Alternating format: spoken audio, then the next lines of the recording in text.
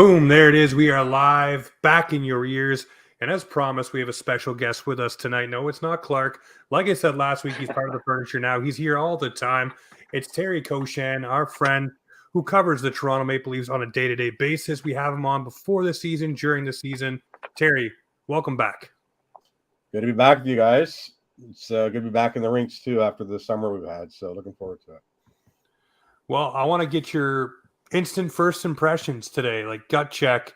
I know that some of the guys have done some funny things so far, like Ryan Reaves talking about Gudis and just different things. But what was the vibe, like the first impression you got walking around media day today around the Leafs? Vibe was good. You know, we just we had access to the four core guys, or four of them, and Riley, Matthews, Tavares, and Marner, and of course Sheldon Keefe and Brad Treliving. So it was good.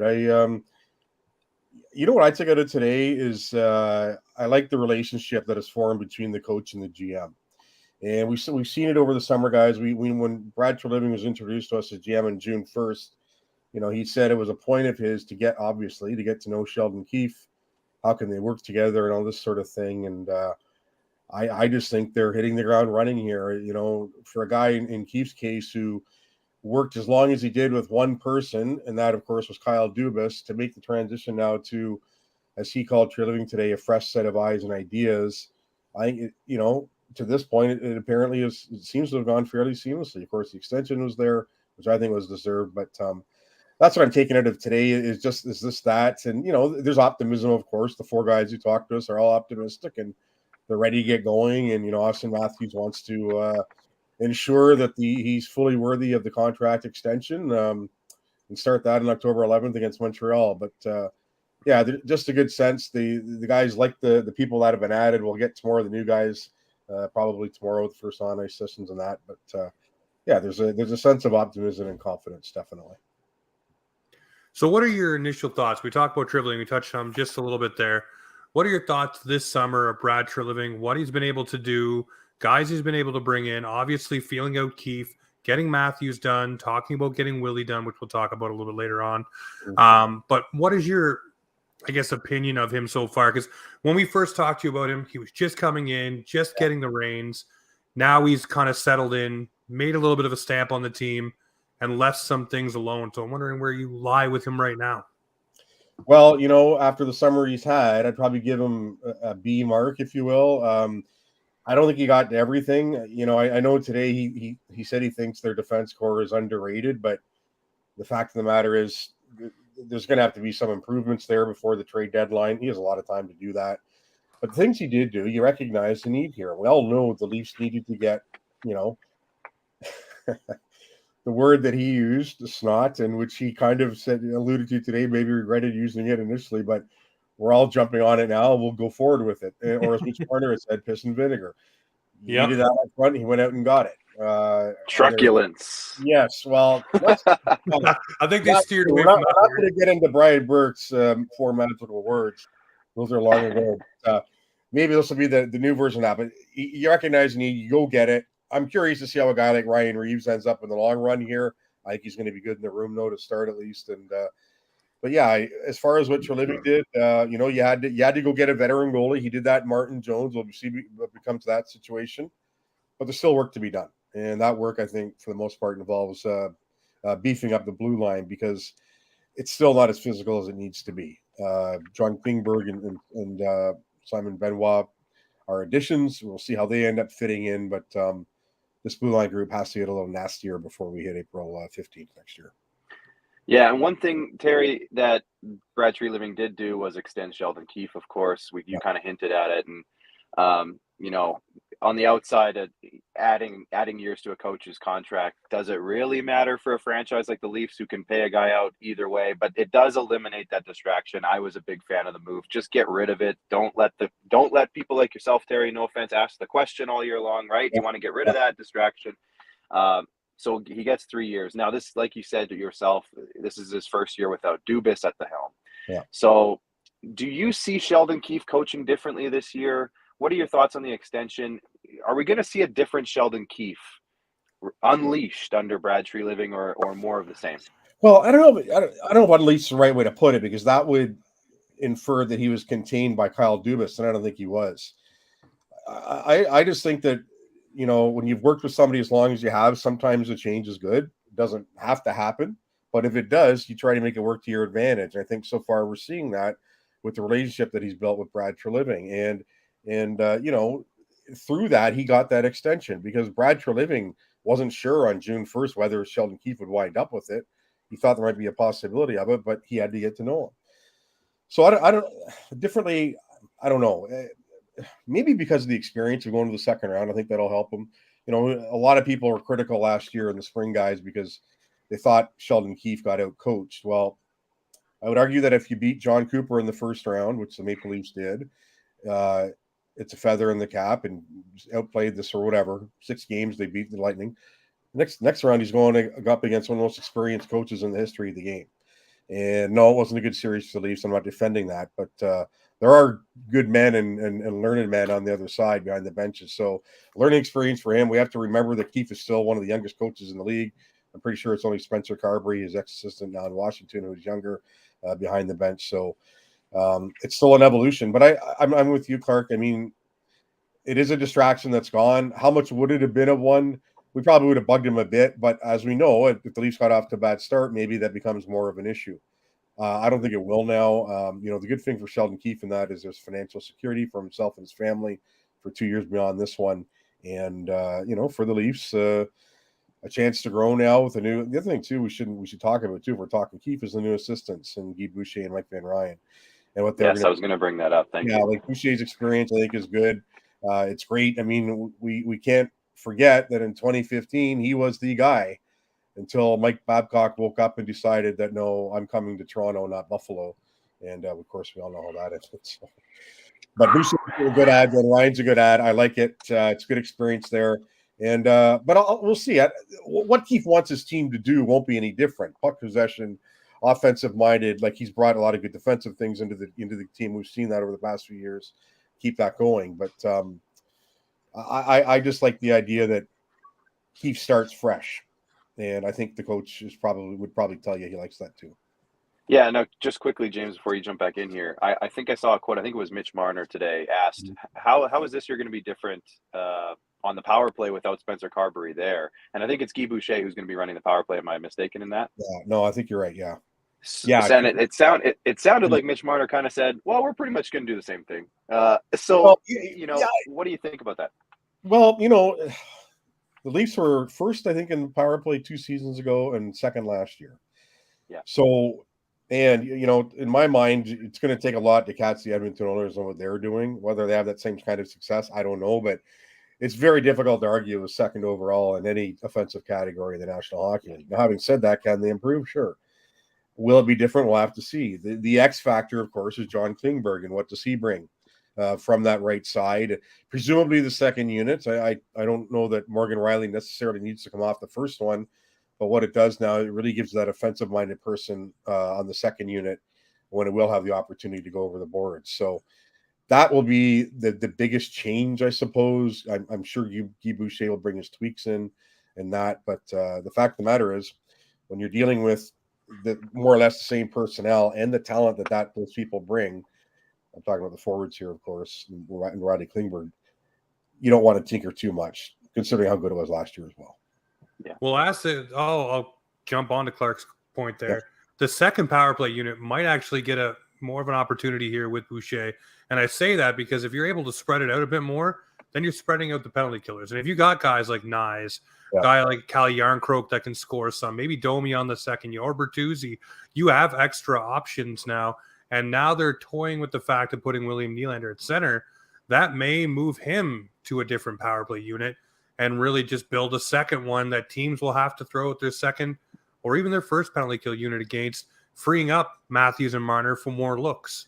And I really think that will be something they will focus on.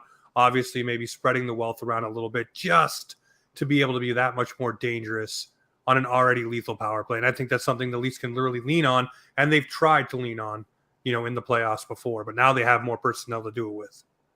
You're right. And the good thing about that, James, too, is the pressure won't be on the number one unit as much to score. They're not going to take anything off what they're doing. We know that. But if they're coming off after a minute 10 seconds, if an icing happens to happen around then they know that the next people coming over the boards might have a better opportunity to put the puck in the net. Whether that goes into their thinking at all, we'll have to see, but that should be a fact that's going to occur. So I just like it you're right, how it all shakes down. We have to see what kind of a camp will Matthew Nyes have, what kind of a camp will Nicholas Robertson have. There are a lot of factors that go into play here, and get through it without injuries. We see where it goes, but when you're putting those forwards out there on the first one, and then the flavor of that in the second one, Riley anchoring one, Klingberg the other, you're going to be doing all right. Yeah, you're not going to be hurting, that's for sure. And one guy that's not going to be hurting the Toronto Maple Leafs this season, whether it's through the media or anything else like that, is Auston Matthews. This guy extended with the Maple Leafs. It wasn't as long as some people wanted. It was shorter than people wanted. They complained about it. But here's the fact of the matter is you have 5 more seasons of Auston Matthews, basically all of his very prime years with the Toronto Maple Leafs. I want to know your thoughts on the Matthews extension, obviously making him the highest paid player right now. We all know there's a gentleman named Connor McDavid that will take that title. Leon Draisaitl will probably take that title as well. But Matthews decides to stay and wants to be a Maple Leaf, put everything aside. There's no distraction there. What's the vibe you get off of Auston Matthews? Because it seems like this is where he wants to be, obviously, but also where he wants to win. And he showed that by putting pen to paper and basically getting rid of what he's already seen, dark clouds over the team during seasons with contracts. Yeah, well, he told us on breakup day in May that he wanted to resign and come back, and he was true to his word, and there's no reason then to not believe him. It's a good contract for him, and for those that worry about the length of it, like you say, it's 5 more years now, 4 after this one, of course.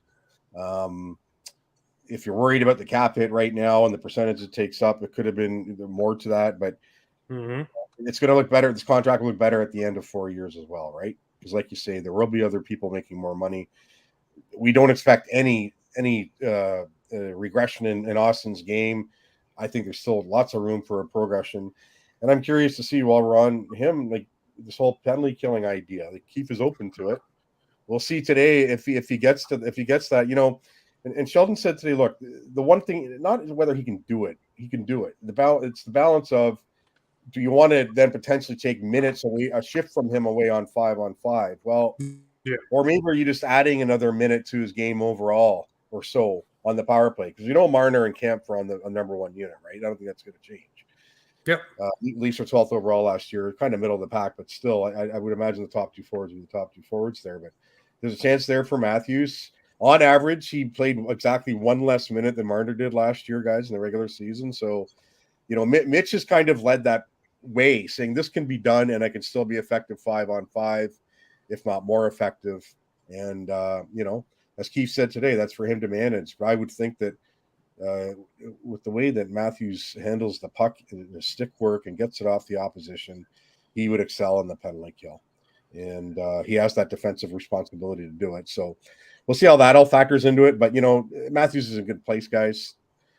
Mentally and everything else, physically, it appears. So it's good to get for him to get it done and come into camp with a clean slate. I want to talk about a guy who can strip the puck. 1 second, Clark. I just want to get this one in. Yeah, go ahead. Kill. Matthew Nyes showed in a very small sample size that he's very good at taking guys off the puck, closing them off on the wall, and making sure that he gets the puck back on retrieval. Yep. Wouldn't it be fun to see Auston Matthews, who's really worked on his 200-foot game, and Matthew Nyes be on a penalty kill, the all-Arizona forward group, get it done on the penalty kill? I think that'd be something right there. Both those guys, big body guys, not afraid to block a shot, not afraid to stick lift, and all those other little things you need to do on a penalty kill. I think they really could make it happen, and if Nyes can progress that way. Yeah, if I wouldn't say don't put too much on the kid's plate yet. I think we're going to see him on the power play at some point here, as long as he makes it and everything. But to your point, you're right, James. I mean, he was doing this too, for the most part, against Tampa Bay Lightning in the playoffs, who the last time I checked aren't pushovers in the postseason. The experience that team has, and the trust that Keefe had in him, even months later, it's still kind of it's pretty something to think that Matthew Nyes was not only on the ice in overtime getting those minutes, but was on the ice for 3 Leafs winners in overtime in that series. he should take that in camp now and really work that to his advantage, I would think, and be part of this going forward. The fact he doesn't need waivers to be sent down, you hope that doesn't work against him, but we'll have to see. But I don't know. Nyes in the PK, maybe asking for a bit too much, but I can see to your point how it could work in the future potential for sure. Yeah, I'm just thinking of guys that can really take the puck away and use their body, and I mean that's something the Leafs really haven't had much of, and now they sort of do. So I want to see it used in full force. But Clark, you go right ahead. I'm sorry for jumping over. Yeah, and I mean, no, it's a good way to get him a couple extra minutes too. He's a young kid. It's a high pressure situation. Can't see it really hurting unless he's not good at it. But we'll figure that out throughout the season. But Terry, with the offseason moves, of course, we saw the team add some big names. We saw them add some depth defensemen, so to speak, outside of Klingberg, of course. The one PTO with Noah Gregor, who I'm a fan of myself, coming from Saskatchewan. He played with the Warriors and the Prince Albert Raiders back in the day. But obviously, clearly the biggest one is Martin Jones. Am I right? I've been banging this drum. James doesn't want to admit Listen, it. I will tell you this. The nostalgia factor on his mask today alone makes me like the guy that much more. Eddie the Eagle, Palmetier, Cujo. That mask is beautiful. I mean, oh, man. He earned me as a fan right there with that mask. I'll say that much. No, but we'll stick with the big four. I mean, Klingberg, Bertuzzi, Domi, Reaves. Those are the big four that are going to hopefully make an impact on this team and change a little bit of the culture for some of them and all those things. How do you, I mean, earlier you said you're giving Brad Treliving a B, but overall, just in terms of actual impact on this roster, what do you think these guys will have on this roster? Do you think it'll be kind of what the team is looking for? Well, with the guy, let's go to Bertuzzi first. He scored 30 goals 2 years ago in Detroit. I know he fell to 8 last year at Boston in the Wings before he got traded. 8 total. Potential's there, though. And, may not run into some of the penalty trouble that Michael Bunting did in that spot. Will the Leafs miss Michael Bunting's ability to draw penalties? Sure they will. But let's not overlook the fact, too, that he also was called for, if not the most minors last year, then second most, I think. I think Rasmus Dahlin of the Sabres up there as well. So it was almost a trade-off to what he was drawing and taking himself. So maybe there'll be a little bit of a difference that way with Bertuzzi. I think he's going to get a shot from the looks of things, the group that he's in on that top line right away with Matthews and Marner, which is where he should be given what he signed for. I like Max Domi, versatile, can play either position or all the three positions, sorry. Going to start on the wing. And I'm really curious to see how Domi takes advantage of this. Listen, when I don't know how old Max Domi would have been when I first saw him around the room. I think he was born in 95. I started covering the team in 2000. 5 or 6 years old. He's in kindergarten. The kid has wanted to play for this team since before that. He was born in Winnipeg. His dad is traded from the Jets to the Leafs a month later. And, as we know, played for another, 10 or 12 years, whatever it was, at Toronto for hanging him up. So this is a part of Max's fabric, and he comes by it honestly. He's got a respect for the history, of course. I'd imagine he had a few good conversations with Matt Sundin during the summer on what to expect. Not that he needs to be told because he's been around it, but really about putting on that sweater and what it means. So to what degree does Max take advantage of that? I'm really curious to see. I think there's a real good chance for him. Ryan Reaves is interesting because can the room be louder? Yes. But does that mean it's not tight? No, it shouldn't. And I think it is a good room that way. I think it is a tight room. And, I found what Morgan Riley had to say today, guys, a little, intriguing. He said, look, basically, in my opinion, he said, that whether the room has been quiet hasn't been an issue, while recognizing the positives that Ryan Reaves will bring to the room. Yep. On the ice now, there can be an impact, of course. We know that. He's, one of the most feared fighters in the league, the physicality that he plays with. He's a big man. If anyone out there ever had to worry about the Leafs stars being run over and all this, and I don't really think it's been that big of an issue, but you can put those to rest now. And when you're putting that to rest and Reaves comes in and is that presence for you, then how does that trickle down to the rest of the lineup? We'll have to see, but I think it'd be a positive. Then John Klingberg, again, on the blue line, we know that at his age, he's got to be somehow find it in him to get back better on the defensive side of the puck. And, again, the money he signed for, I think just over $4 million, we're talking about a top 4 guy here, but he's going to have to be smart without it, and looking to hit the reset button a bit after the season he had last year in Anaheim and Minnesota. But overall, offensively, I think he'll be fine. But like I said earlier, it's a blue line group that still needs to get physical, and we know that he's not going to supply that. But I like the moves. You worry about a bit about some of the defensive responsibilities that went out the door with Kerfoot, Achari, and Ryan O'Reilly. I know the latter two weren't here all year, but yeah, I think you do. And then is Martin Jones. I know you jokingly referred to him. Look, all I know is the guy's save percentage wasn't great last year in Seattle. He still wasn't in that for 27 wins. He hasn't played in the minors in 10 years. He's going to give Joseph Wall a real run for that backup spot. The Leafs aren't starting with 3 goalies. We know that. Samsonov is going to be the guy as long as he doesn't get hurt, and we'll see where it goes. But I think it's great veteran insurance. I guess the worry is at the end of all this, do you just keep your fingers crossed that they don't lose a Martin Jones on waivers, or for whatever reason, Joseph Wall, if that's the way they go. But if they can get through, they're going to have some nice depth there for sure. Yeah, I don't want to see them place either goalie on waivers because we all know how that goes. It just seems to be a running joke at this point, the amount of goalies that are taken by the Maple Leafs or from the Maple Leafs. So it's no fun. The next Garrett Sparks and Curtis McElhinney situation. Well, again, referring to the Babcock situation earlier, we all know how that ended in that for the Leafs. So. Yeah. Yes. Mm-hmm. Well, we know something can end with our friends over here at the Hockey Podcast Network. They're partnering up with DraftKings, and we want to make sure we get you in on it. And we're back with another week of football, and DraftKings Sportsbook is keeping us in on the NFL action with great offers every single game day. New customers can bet just $5 and get $200 instantly in bonus bets. Throw down 5 on any of this week's epic matchups, and you walk away an instant winner.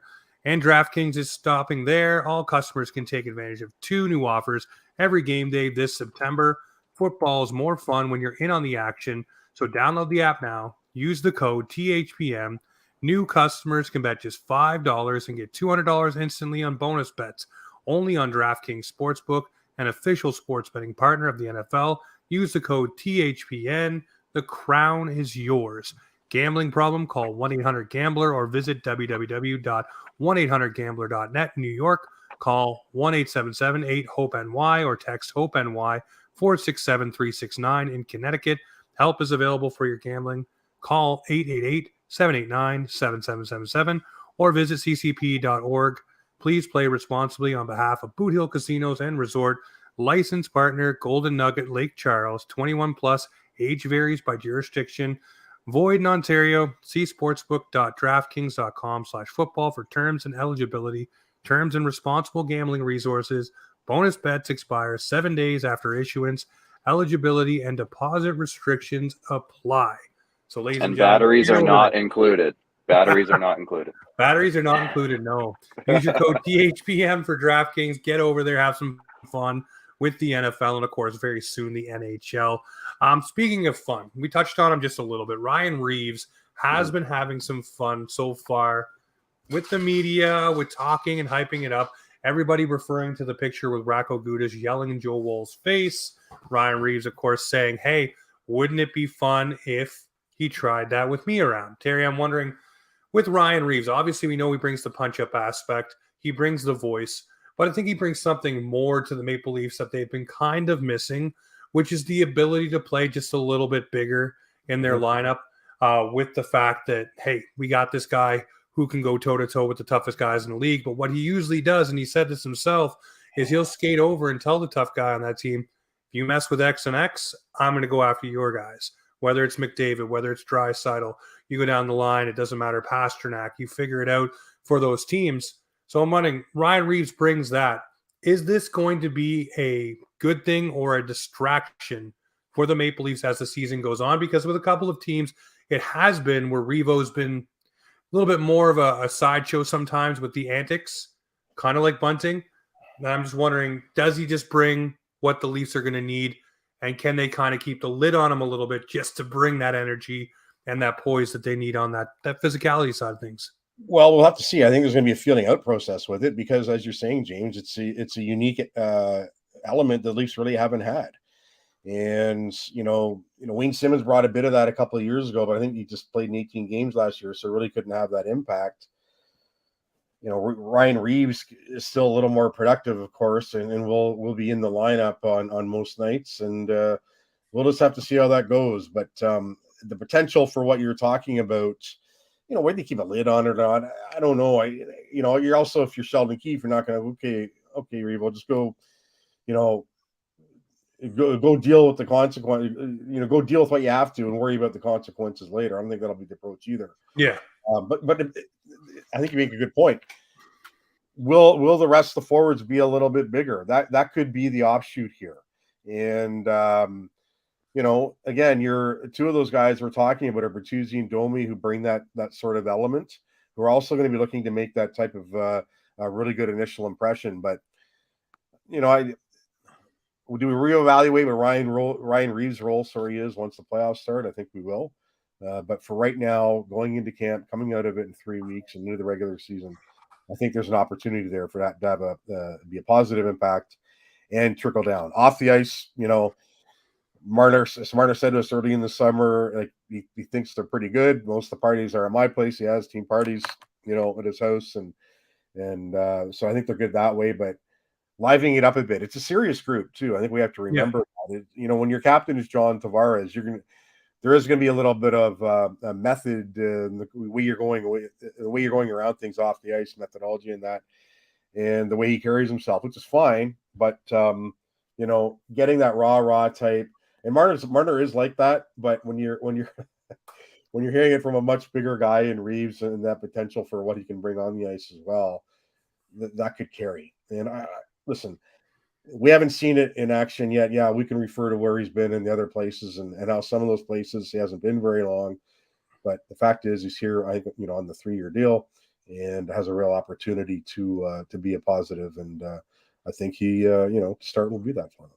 I think he is going to be a positive. And I mean, I look at things like this for the Maple Leafs. They haven't had it. When they did last have a guy like this, his name was Matt Martin, and he did play with Mitch Marner. And Mitch Marner played with a lot of swagger and confidence and really had the fun in his game at that point in time. I think a guy like Ryan Reaves might get an opportunity for a shift or two here and there to play with a guy like Marner or Matthews or Nylander or Tavares, just to kind of set a tone, or go out there when a guy is out there kind of, dogging them or whatever, and really just let them know, hey, you're not going to be able to do this. Like he said about Gudas, you're not going to be able to do that. Right. That's not happening this year. And that really speaks volumes, I guess, to teammates, right? Because that's something they really sorely need. And of course, you get that in Bertuzzi to an extent. You get that from Domi. McCabe is going to be another guy that you get to see a full season of with the Maple Leafs as well, with physicality and stuff. So that's someone we really haven't seen in a full 82 game span.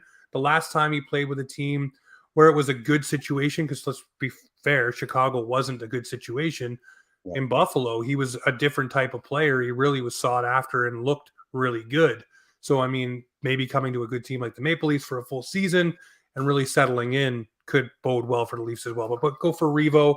I think this is going to be something just to listen to him bark and talk and do those things and really get in guys' face. They haven't had that. They had Bunting, but it's a guy that can talk, and if it needs to go to fisticuffs, he's there for it.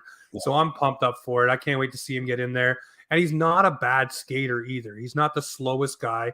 He's not, I don't know if you remember macho skater Curtis Gabriel. I love Curtis Gabriel. Great guy to talk to, but he just looked like that, the logo for the Vancouver Canucks. He looked like the Canucks logo skater guy, right? So really rigid, but Revo can move. So we'll see, like you said, how it goes and shakes out. Another thing that's going to be shaking out here for the Maple Leafs is William Nylander. Still, from all looks, he looks like he's cool as a cucumber. You listen to him talk to media members, on the 32 Thoughts podcast. He's not sweating anything, and he wants to be here. His teammates got the vibe that he wants to be here. Nobody seems very stressed about it. No one is. So, James, let me tell you, I think if you pulled the Leafs to a man, at least the ones who know William and have been his teammate, you said if you had to pick a teammate who was going into a season without a contract beyond this one, and there's going to be a lot of talk about it, who would be the least impacted by that? They'd probably say William Nylander. Yeah. Brad Treliving today, what were his words? He's a cool cat. And this is a guy who had an impression of Nylander from afar, but once he got to know him, I think that changed a bit with, Willie's work habits off the ice, on the ice. as I'm sure we've discussed on this podcast in the past, usually the first out for practice, among the last off, all the time. Like you could count on one hand or two hands maybe that he's beaten onto the ice for the beginning of practice. Always the first guy out there. Was it last year the All-Star break that he stayed home and was on the ice for most of it? Yep. It was, you know what I mean? So he does have that ethic. Keith saying that today he can do anything, put anything he puts his mind to. So having said all that, the guy has career years last year. He's hit 40 goals and 87 points. He hits career highs. For led to believe he's asking for something in the range of $10 million. Well, we'll see how that shakes out. No one seems concerned. He's not concerned. We know that because he said it, and it's just the way he is. Treliving doesn't seem overly concerned about it either. We know that, what happened with Lewis Gross last time William Nylander was talking contract and how it went into, the 11.99th hour before something was finally done that December many years ago now, about 5 years ago. But the sides aren't really, yeah, I know it does, doesn't it? It's incredible. Well, even today, James, looking at his stats, he won his 9th year at the Leafs. William Nylander. We can't refer to this as a young core anymore because they're really not. No, they've been around the block a bunch of times. Anyway, but so is there concern right now? No. Is there going to be a distraction? Maybe. Will it affect William? I doubt it. Now, we talk about this at Christmas time and it's still not done. The closer we get to that March trade deadline and something isn't done, there will be nerves, of course. Why wouldn't there be? Because you don't want to see William Nylander under any circumstance walk next summer. But you also don't want to trade him either. Perhaps you're not getting equal value back and you want him for the playoff run. So a lot to be determined, but I say this, concentrate on what you've got now starting October 11th. You have a really good hockey player, a great one, who's going to be looking to build off career numbers and might be doing it at a different position. Yeah, that was very interesting today, watching the comments come down from Keefe about, basically Matthews, Tavares, Nylander, Camp down the middle, which is pretty cool because if you look at it, that also gives opportunity to other guys, to play on those wings, with a Willie Nylander, whether it's Domi and Robertson, Domi and Nyes. There's all kinds of different combinations you can go with, which is good.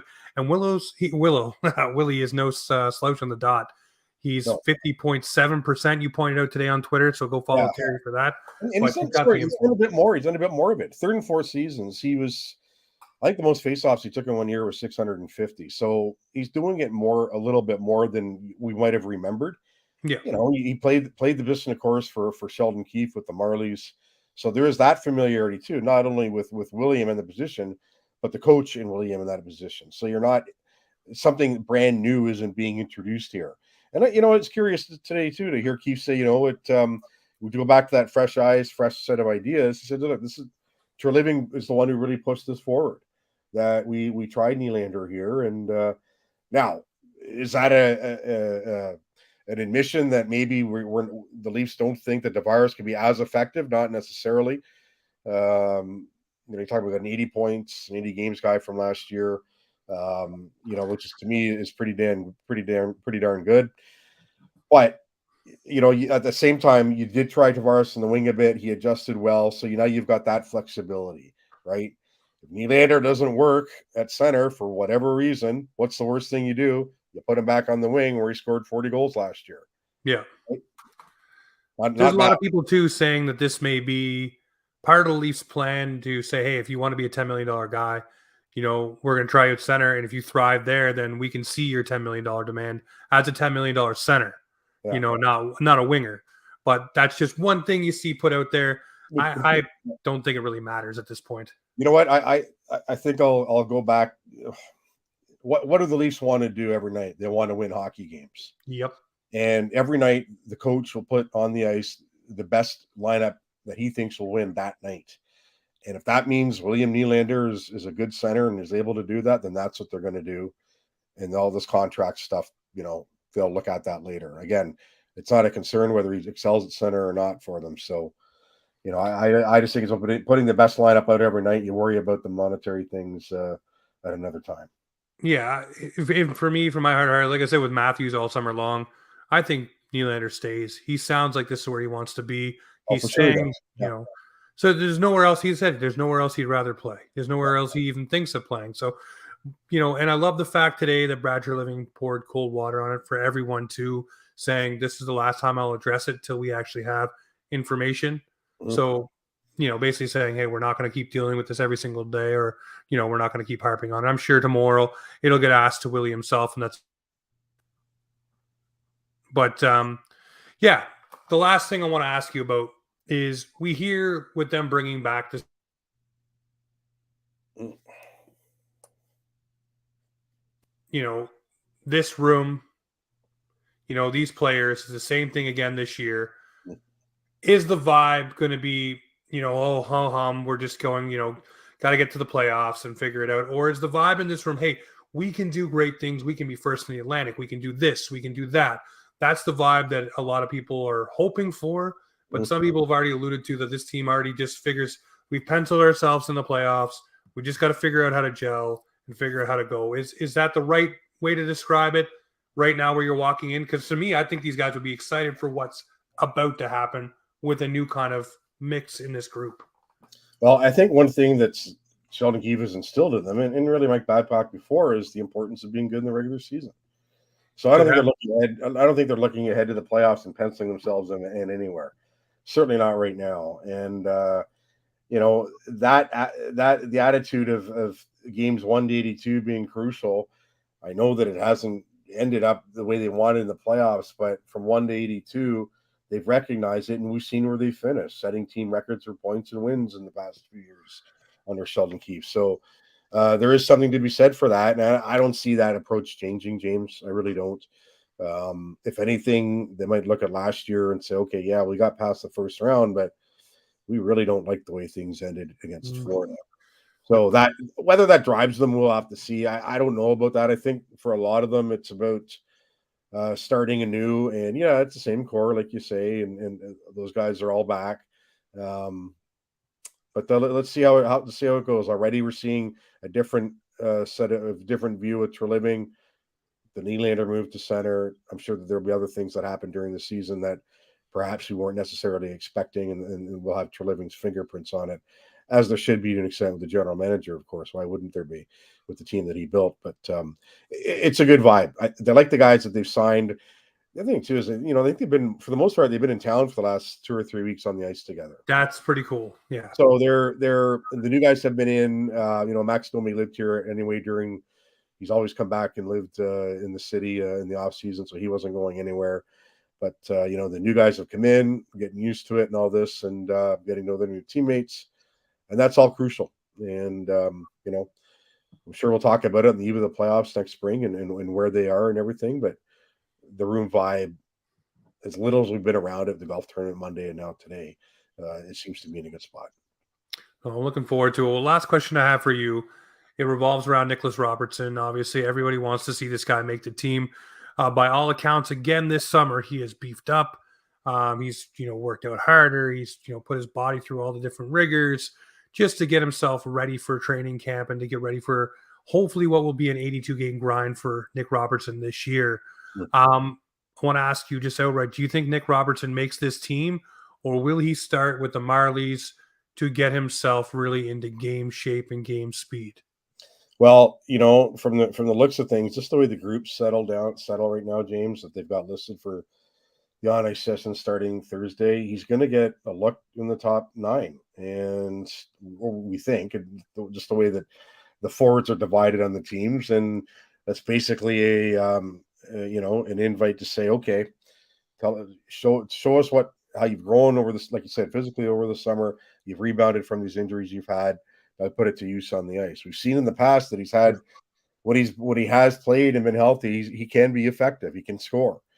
Would he like to have happened a little more regularly when he was playing? Of course he would. Yeah, but potential's there, and we'll have to see how it goes lineup wise. I'm sure a guy like Noah Gregor coming in at PTO is going to make a long, hard run at a position. We saw last year, of course, Sakas and Reason in the same type of spot and earn a roster spot when all was said and done, and that 1-year contract. But Nick Robertson, it's still a great opportunity for him. And you don't put up all those goals in junior like he did and not have some sort of knack for scoring once you get to the National Hockey That's League. true. We just haven't seen it yet from this kid. A lot of weird injuries. He's got a lot of freak injuries. Some of those things where some of these plays he's been injured on, and you don't think, geez, other players that might not have happened with. Like a lot of it's bad luck. But he's healthy now coming in, and I think he's going to have a real opportunity here to earn that spot. But, I thought there was a lot of talk about, at least trade him, this sort of thing. But don't give up on a kid that age because he's been through the injuries. If he had played 82 games a year for the past couple of years and not been effective, well, then, yeah, that hasn't been the case. You don't want to trade he's showing. you don't want to trade him and watch him go to another team and go, oh, geez, there's the healthy Robertson that we thought we were getting, and he does well for someone else. There's Mason Marchment, Carter Verhaeghe, guys that you've given up on. There is a list. You're right, and don't add to it. Yeah, don't add to it. And listen, I want to see Nick Robertson succeed. I ride that hype train the past 2 seasons, so I want to see him do something and just have a good time doing it. Listen, Terry, I always appreciate you jumping on. You always take the time, so thank you very much. Hopefully get you on maybe after the first couple of games shake out and just see where the lines are and who's saying what and how the room is once everybody finally gets some real game action after opening night. But thank you again for always making time for us. Well, always good to talk to you, James, anytime.